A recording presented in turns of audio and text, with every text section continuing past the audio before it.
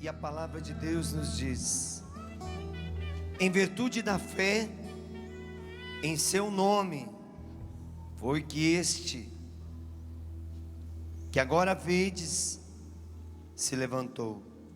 Foi a fé em Jesus que lhe deu essa cura perfeita, à vista de todos vós. Em virtude da fé e em seu nome, foi que esse mesmo nome condicionou a este homem, que vedes e conheceis. Foi a fé em Jesus que lhe deu a cura perfeita, à vista de todos vós. Versículo 19 desse capítulo 3. Arrependei-vos, portanto, e convertei-vos, para serem apagados os vossos pecados. Amado irmão, amada irmã, nós chegamos num tempo onde nós somos convidados pela igreja a viver a fé de uma maneira diferente, não mais de conveniência, não mais quando eu preciso de uma graça apenas, não apenas quando eu estou com um problema na minha casa, na minha família, não quando minha força humana já não resiste mais diante da provação, do pecado, do vício, daquela situação de humilhação e de perseguição. Mas viver uma fé na alegria e na tristeza, na saúde e na doença, na vitória e na derrota, na esperança e na desesperança, na festa e na catástrofe, na paz e na guerra. Viver a fé em todos os segmentos da nossa vida, aonde estivermos, em tudo o que fizermos. O mundo precisa ver em nós Jesus Cristo. O mundo precisa enxergar o Deus pelo qual, diante do nome dele, como fala São Paulo, todo joelho deve se dobrar, no céu, na terra e no inferno. Eu queria pedir licença a você que está aqui, a você que ora conosco pelo sistema de comunicação Canção Nova, em qualquer parte do Brasil e do mundo. Eu queria pedir licença para entrar na sua vida, na sua história,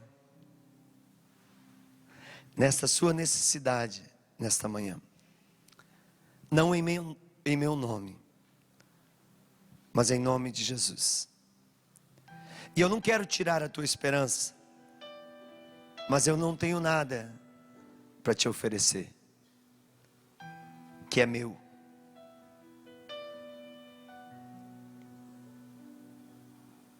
Eu só tenho Deus. Eu não tenho ouro, eu não tenho prata, eu não tenho a solução do teu problema, não tenho a cura para a tua enfermidade, eu não tenho o caminho,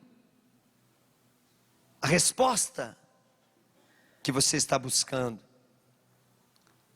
mas eu tenho Deus, e eu te ofereço Deus, e Ele é tudo para você.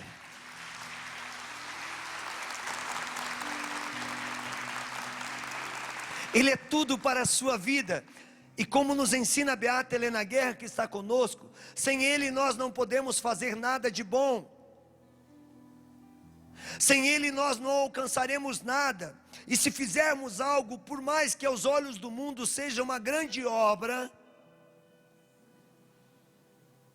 se aos olhos do mundo até parecer ser a solução, como esses projetos políticos que aparecem por aí, milagrosos na época de campanha, cada partido, cada prefeito, cada vereador, cada deputado, cada senador, cada governador, apresenta uma solução, não é verdade? E engraçado, passa o mandato deles e a gente continua do mesmo jeito. Alguns melhoram, outros complicam mais, alguns até dizem, eu não posso governar porque não depende de mim, depende das câmeras. Outros até dizem assim, eu não tive condição porque o mundo está por uma crise. Então o mundo não precisa de projetos humanos, nem de reformadores. O mundo precisa de Deus. O mundo precisa de fé.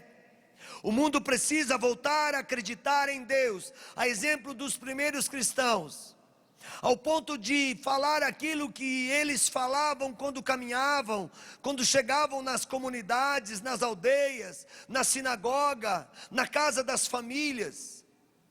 Nós e o Espírito Santo tomamos essa decisão.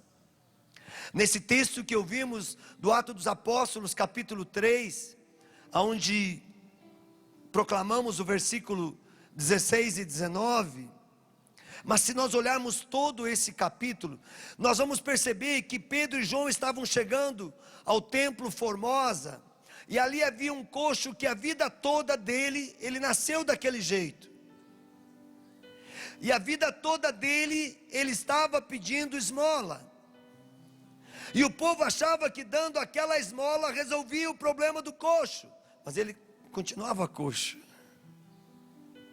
Gente, ele estava à beira do templo, ele não estava no templo. Tem muita gente que está à beira da igreja, não está na igreja, não entra, não vive a fé, não se compromete e quer um milagre, aí vive de migalha. E quando não chegam os miseráveis das migalhas, passa necessidades terríveis. E Pedro vai dizer, ouro e prata eu não tenho, mas o que eu tenho, eu te dou. Tem um canto até muito antigo na igreja, em nome de Jesus Cristo, levanta-te e anda. E o coxo vai dizer, a palavra foi andando, saltando e louvando a Deus. E o povo começou a indagar Pedro e João, como que pode? Nós conhecemos esse homem a vida inteira, ele sempre foi coxo, como que agora ele está andando? O que vocês fizeram? O que aconteceu? Alguns até, quem sabe, começaram a pensar, será que esse homem não mentiu para nós a vida inteira só para tirar o nosso dinheiro? Só para ficar aqui pegando aquelas migalhas que a gente dava a ele todo dia, quando a gente vinha ao templo? Quem sabe lá, passou na cabeça de muitos, que não tinham fé, tantos e tantos pensamentos. Mas para quem tem fé, é obrigado a entender que só Deus pode fazer o milagre. E foi isso que Pedro disse. Foi a fé em Jesus Cristo que levantou esse homem. Foi a fé em Jesus Cristo que lhe concedeu a cura. Foi a fé em Jesus Cristo que fez com que ele pudesse andar. Mas ele não estava ali a vida inteira no templo? Estava. Então estar na beira do templo não quer dizer que eu tenha fé. Muitas vezes estar até dentro da igreja não quer dizer que eu tenho fé. Ter fé é demonstrar com a vida, com as atitudes, com a maneira de falar, de conviver, de se vestir, de se relacionar, de fazer os negócios, de frequentar os ambientes. É demonstrar com a minha vida, com os meus atos, que Jesus Cristo é o Senhor da minha vida. Foi isso que aconteceu com o coxo, por isso que o milagre aconteceu. Não foi nem porque ele recebeu o toque, a imposição de mãos de Pedro, que foi o nosso primeiro Papa. Não. Foi porque ele teve fé. E Tiago vai dizer na sua carta que é impossível o homem e a mulher alcançar alguma coisa em Deus sem ter fé. É por isso também que o Salmo vai nos dizer, bem claramente, Salmo 72, eu me comprometi a providenciar para as necessidades físicas da tua vida e do teu coração, mas também as necessidades de ordem moral e de força espiritual necessárias para afrontar as dificuldades de tua existência. E é por isso que na oração hoje o Senhor dizia para nós, que muitas vezes o nosso coração orgânico de homem ou de mulher, porque o coração espiritual cessou de buscar a força em Deus. E aí nós entramos num estado de anemia espiritual. Pior do que a depressão, que causa problema no físico, é a depressão da alma, que faz a pessoa perder a fé, deixar de acreditar em Deus.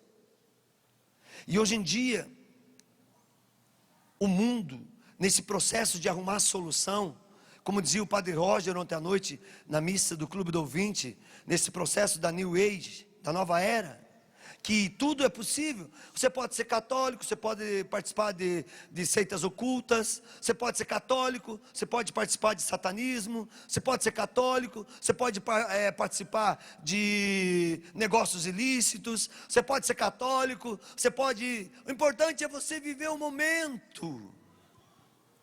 E o que é pior, eles nos ensinam hoje, nessa facilidade de você ser tudo, ser que nem esses aparelhos modernos, 4 em 1, 5 em 1, hoje já tem até 6 em 1. Você pode viver, o importante é você ser feliz, mas não existe felicidade sem Deus. O importante é você ser livre, e a palavra de Deus diz, aonde não está o Espírito de Deus, aí já tem prisão.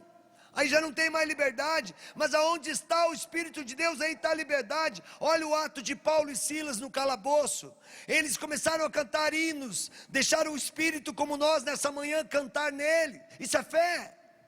E o que aconteceu? O que aconteceu? O calabouço se abriu, as correntes se soltaram, o carcereiro quis se matar. No entanto, Paulo deu um grito, não faça isso, estamos todos aqui. A prisão para eles era o caminho de liberdade, era a maior libertação. Eu conto isso no livro A Poder de Deus. Alguns anos atrás eu fui pregar num acampamento na Canção Nova, em São Paulo. E no final do acampamento, uma pessoa chegou e disse assim, você precisa rezar para o meu filhinho. Meu filhinho precisa ouvir essas palavras. Eu estava falando de fé naquele dia. E o texto era, se você tiver fé tamanho de um grão de mostarda, você vai dizer para essa montanha, sai daqui, vai para lá, ela te obedece. E uma mulher acreditou que na fé, o filhinho dela podia ser curado, o filhinho dela estava morrendo. E ela começou a falar com tanto entusiasmo. Hoje o Gabriel tem 16 anos, naquela época o Gabriel tinha 5 para 6 anos. E eu comecei a imaginar o meu Gabrielzinho em casa, doente, padecendo de morte. E eu chegar para o Ricardo, Ricardo, por favor, eu sei que Deus te usa, eu sei que você é um homem de Deus, eu sei que Deus fala com você, reza para o meu filhinho. E eu fiquei imaginando assim, se o Ricardo dissesse não para mim, eu ia ficar muito chateado com o Ricardo. Então eu fui obrigado a dizer para a mulher, no final do encontro eu rezo pelo seu filhinho. E eu tinha viajado a noite inteira de ônibus, gente. 12 horas de ônibus para chegar em São Paulo, fui direto, eles me pegaram na Barra Funda, e me levaram direto para o acampamento de oração, e eu só disse para ela, no final você procura a coordenadora do evento, que era a coordenadora da comunidade, e combina com ela, e ela foi, procurou a coordenadora, do jeito que eu falei, quando foi ao meio-dia, a gente foi almoçar, a coordenadora chegou para mim, você conhece o filhinho daquela mulher que você vai rezar? Eu falei assim, eu não conheço, mas eu não posso ir não para uma criança. Como nessa manhã eu atendi uma criança aqui, de 4 para 5 meses, com problema no coração. Não posso dizer não para uma criança. Criança não entende a palavra não, para criança tudo é assim. Até o não da gente é assim para eles.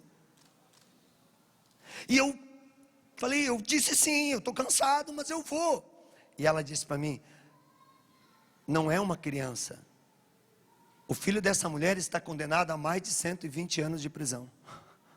Só lá na penitenciária ele matou 3. Ele está numa sala isolada, num cárcere isolado. Você é louco, você vai lá.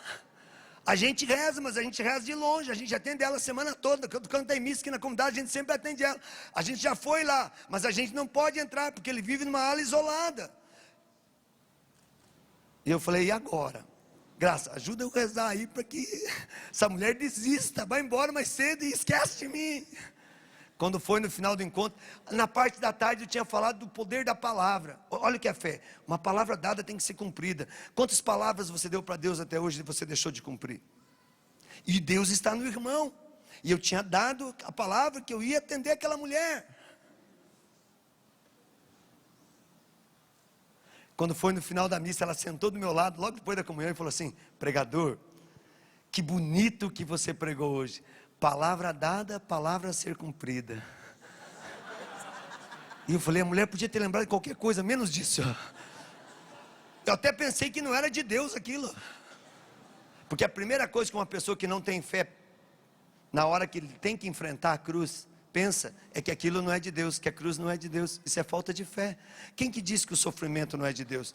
Eu estou aí, meu pai saiu da UTI, ficou 8 dias na UTI, Ricardo pediu oração agora, ontem o Padre Roger rezou, vocês rezarem vários dias, o Brasil inteiro está rezando. Meu pai foi fazer uma cirurgia de catarata, eu já volto no testemunho do filho da mulher.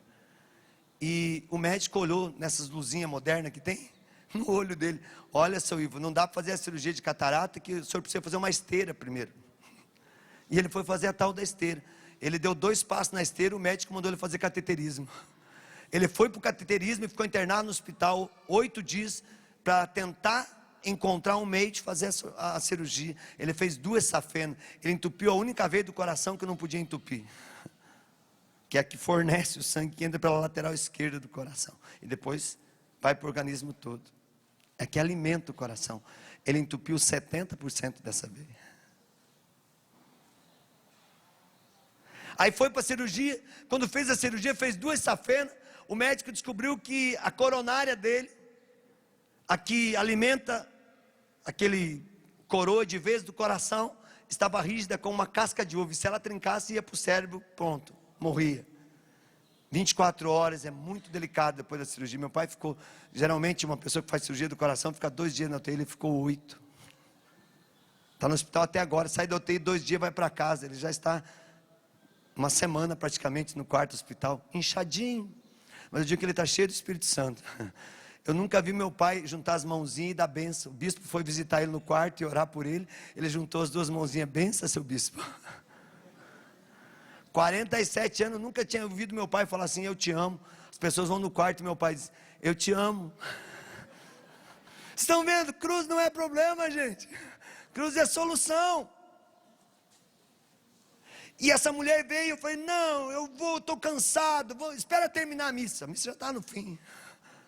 Quando terminou a missa, ela, vamos? Falei, vamos. Falei, mas era tarde, né, 6 horas da tarde, falei, está fechado o presídio. Chegamos lá, visita das 8 às 22, era dia de visita, tinha igreja católica, igrejas de cristãs, de outra denominação, e eu falei, não, se deve ser uma brincadeira, essa faixa não está certa, um presídio de força máxima, aberto até essa hora, não deve ser de Deus, né? Alguém está brincando comigo, estão fazendo um teatro para ver até onde vai a minha fé. E eu entrei, aí fomos falar com o carcereiro pegou e falou assim, só pode entrar uma pessoa. Eu falei, está resolvido, Deus é bom demais, entra a mãe, ela está com saudade do filho. E a mãe falou assim, entra o pregador. Eu comecei a fazer meu ato penitencial, Senhor, eu sei que eu fiz muita coisa de errado, Senhor, tem compaixão de mim, Ele já matou 3, eu sei que eu posso ser o 4º agora, Senhor, mas me dá o céu, Senhor, tenha misericórdia de mim, por favor, tenha compaixão. Entrei lá, para encurtar o testemunho, aquela cela, uma situação que ser humano ali não podia viver, por isso que ele estava morrendo, ele deitado, comida mofada, rato caminhando, para tudo quanto é lado ali, uma situação desumana, mas ninguém podia entrar lá para limpar, ele matava.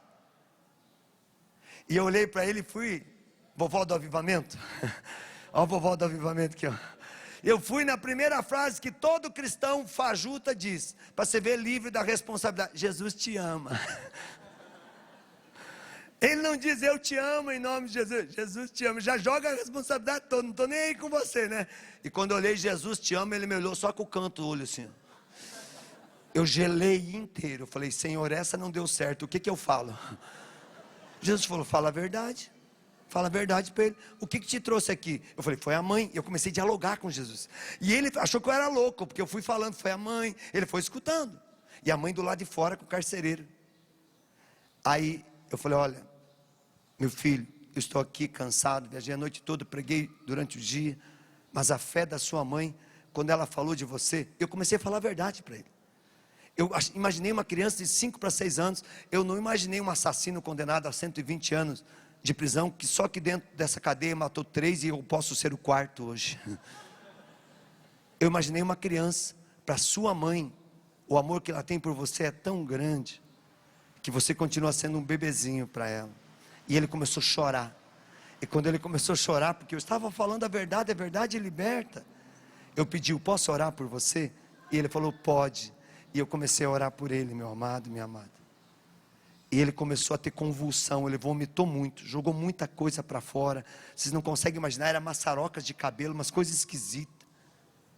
Quando terminou a oração, ele disse: estou fraco, eu quero água. O carcereiro trouxe a água, ele tomou a água, eu abençoei ele e fui embora. Passados 6 meses eu estou pregando em Campinas, na porta do ginásio, num cenáculo, estava a mãe desse jovem. Quando eu vi ela, eu estava preparado. Falei: hoje eu não posso, estou cansado. Eu sou doido, uma chance de vida Deus dá, 2 é burrice, né? Falei: não, hoje eu estou cansado. Ela falou assim: que bom, então eu vou contar um testemunho que vai te descansar. Eu falei: seu filho morreu? Ela falou: morreu. Eu falei: nossa, gente boa ele, né? Olha como a gente é. Eu estava com o meu problema resolvido, agora eu tinha que consolar a mãe. Ela falou assim: morreu. Aquele assassino morreu, mas nasceu um novo homem. Depois que você saiu de lá, no dia seguinte, eles me ligaram que ele queria um terço e uma Bíblia. E eu levei o terço e a Bíblia, ele começou a rezar o terço. Hoje a grade dele não fica mais fechada. Hoje ele conduz um grupo de oração naquele presídio, que ele prega toda quarta-feira às 3 horas da tarde. Ele é o pregador. Aquele que matava, agora gera vida. Aquele que destruía a vida, agora constrói a vida. Eu conto esse testemunho, relato ele, você pode ver no livro inteirinho. Mas por que eu estou falando isso? Porque sem fé não consegue nada. Foi a fé dessa mãe que conseguiu a cura. Domingo passado eu estava pregando em Criciúma, um encontro de louvor diocesano. Estava lotado aquele ginásio, um dia de muito frio, de muita chuva. E o Senhor deu uma palavra de ciência que eu não quis colocar. E no entanto, quando chegou o Santíssimo, o Senhor falou: coloca, é eu que faço a cura. E o Senhor dizia que havia uma mãe que não estava ali, que estava com diagnóstico de gravidez, mas a criança estava morta, o coração não batia mais, e que essa mãe podia voltar a fazer uma ultrassom, que a criança tinha voltado à vida. Estava lá a coordenadora do Ministério de Cura e Libertação do Estado. A irmã dela, na semana anterior, tinha feito o exame, e o médico disse: a criança está morta, vamos esperar mais uma semana para ver o que faz. Você volta aqui. E ela voltava na segunda-feira, e ela foi junto com ela, era na hora da misericórdia, às 3 horas da tarde. Diz que o coração bate como nunca bateu, que os tamanhos, as medidas do cérebro, do crânio, as medidas do corpo da criança, a pulsação da criança dentro da mãe é normal, como se nunca ela tivesse tido nada. Deus devolve a vida quando tem fé. Veja, aquela mãe nem estava no ginásio, mas a tia estava, e ela na fé, quando veio a palavra de Deus, falou: é minha irmã, eu estou tomando posse por ela, e o milagre aconteceu. E ela testemunhou, está aí no Face, está o estado de Santa Catarina todo louvando a Deus, porque era uma liderança que ali agora vê um milagre acontecendo dentro da sua casa, por causa da fé. E é isso que está acontecendo aqui nesse relato de São Lucas, no Atos dos Apóstolos. Pedro e João, eles tiveram fé de dizer àquele homem: ouro e prata eu não tenho, mas o que eu tenho te dou, em nome de Jesus Cristo, levanta-te e anda. 3 fatores são importantes na fé para que o milagre aconteça. Primeiro deles, eu tenho que estar no templo. O que é estar no templo? Eu tenho que reconhecer que eu preciso estar em Deus o tempo todo, e que eu sou esse templo vivo, aonde habita o Espírito Santo. E que eu tenho que ser alguém que invoca o Espírito Santo todo dia. Isso é fé. Uma pessoa que não invoca o Espírito Santo é uma pessoa que não vive a fé. Pode ser cardeal, pode ser bispo, pode ser pregador, pode ser famoso, pode ser desconhecido, pode ser ateu à toa, pode ser qualquer coisa. Mas se não invoca o Espírito Santo, não tem fé. Eu vou te contar uma coisa, hein? Hoje em dia, é mais fácil um ateu, uma toa entrar no céu do que quem está dentro da igreja. Porque se a pessoa está dentro da igreja e não vive a fé, não se deixa conduzir pelo Espírito Santo, ela pode morrer e acordar no inferno. E todo aquele tempo de igreja não serviu para nada, porque não viveu a fé. E Pedro entendeu isso. Segundo ponto, para que o milagre aconteça, além de eu entender que eu sou o templo onde Deus habita, eu tenho que ter fé para acreditar no Espírito Santo, para acreditar nisso. Eu preciso ouvir a proclamação da palavra. É a palavra de Deus que cura, não é o homem. É a palavra, pela palavra tudo foi feito. Não é nem Deus que cura. Não estou falando heresia não, hein? Mas é a palavra. Se Jesus não tivesse dito Lázaro sai para fora, a presença de Jesus não tinha ressuscitado Lázaro, foi a palavra. Se Deus lá no início de tudo não tivesse dito faça-se, nada teria sido feito. É a palavra. Eu preciso, fé é acreditar na palavra de Deus, é saber que a palavra de Deus tem todas as respostas, tem a força que eu preciso, tem a cura que eu preciso, tem o milagre que eu preciso. E por último, eu não posso sonhar que alguma graça vai acontecer na minha vida sem que eu tenha fé. Foi em virtude da fé e em nome de Jesus, pelo poder da palavra proclamada, que esse homem que agora vem está curado. É a fé. É na fé que eu proclamo agora. O Senhor me dá uma palavra. Eu não sei se a pessoa está aqui ou está em casa, que alguém está sendo ameaçado de morte porque passou por uma briga de trânsito, e não só você, a sua família está sendo ameaçado de morte, e você está passando uma situação de uma turbulência terrível. Eu quero dizer que os teus inimigos não te enxergarão mais, e que essa ameaça foi quebrada em nome de Jesus Cristo, e você vai viver porque o Espírito de Deus está em você. É na fé que eu quero proclamar que uma pessoa que está pedindo nesse instante a cura do lado direito, que está atrofiado, braço, mão, com muitas dores, que você já não consegue mais movimentar o seu braço, você já não tem mais dor alguma, você está curado, curada, em nome de Jesus. Se você está aqui, você pode até ficar de pé, mas se você está em casa, ligue para cá e testemunhe a cura do lado direito. Quem é essa pessoa? Fica de pé.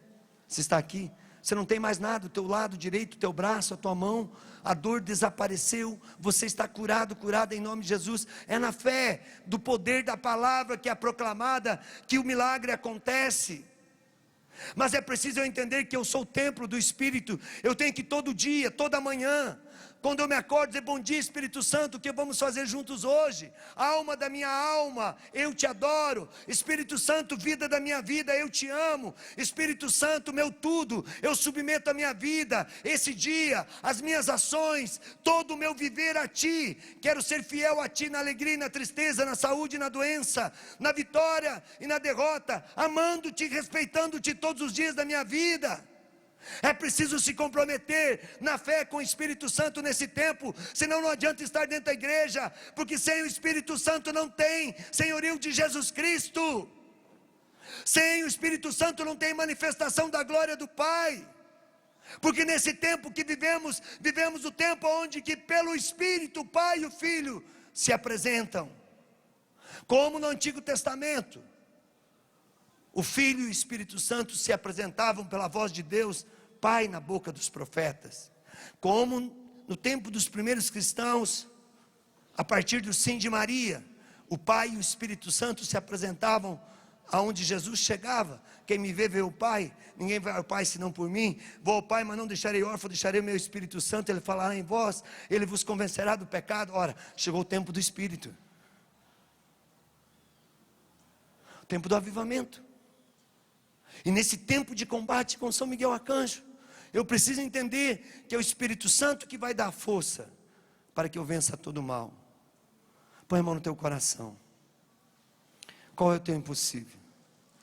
Daqui a pouco nós vamos adorar Jesus. Qual é a tua dor?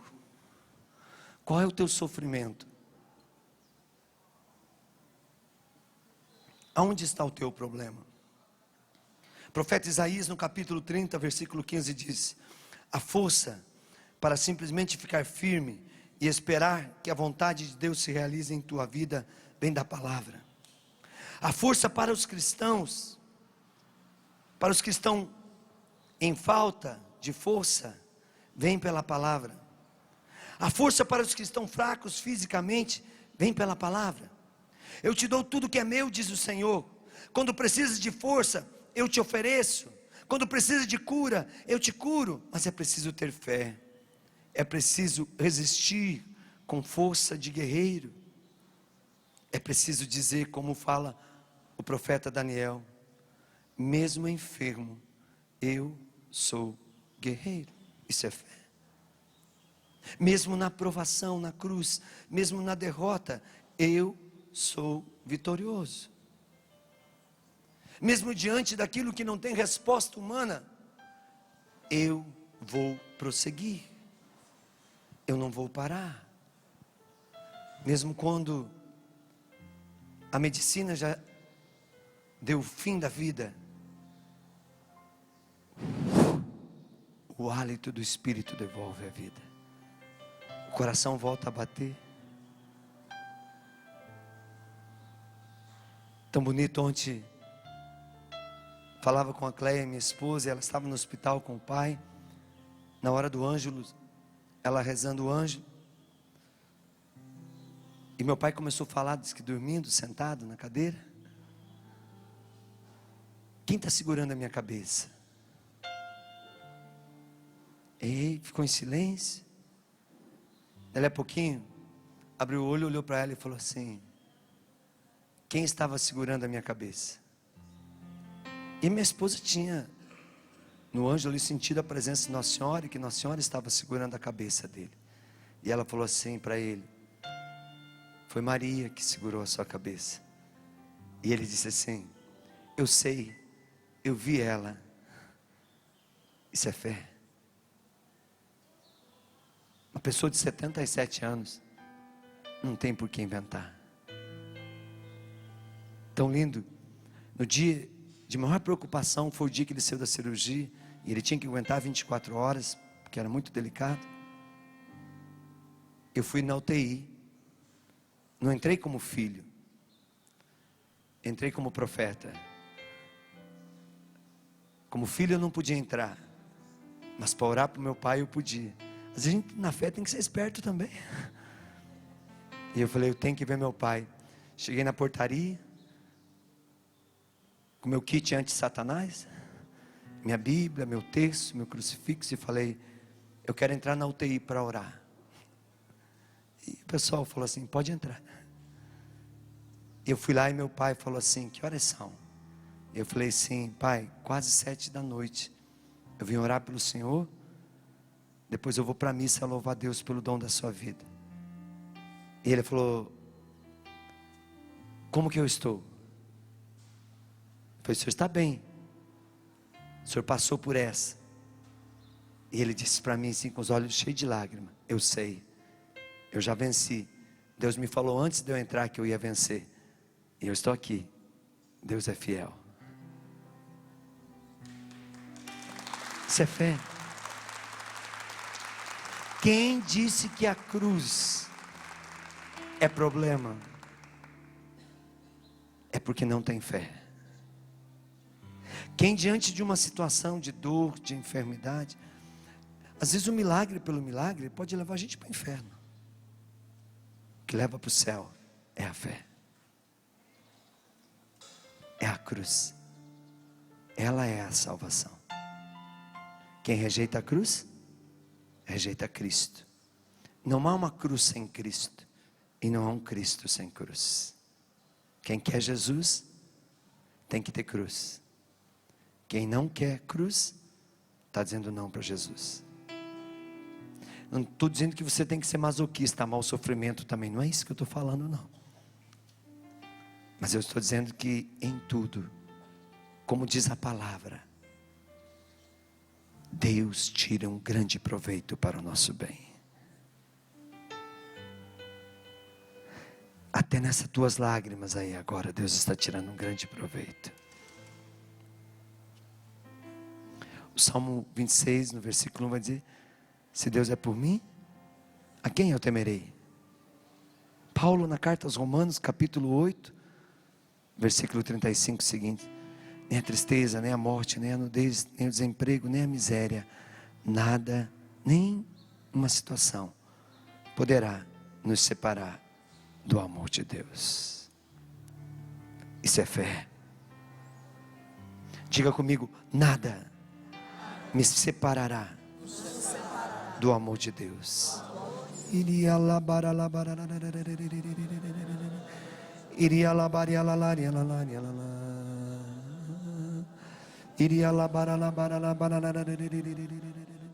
iria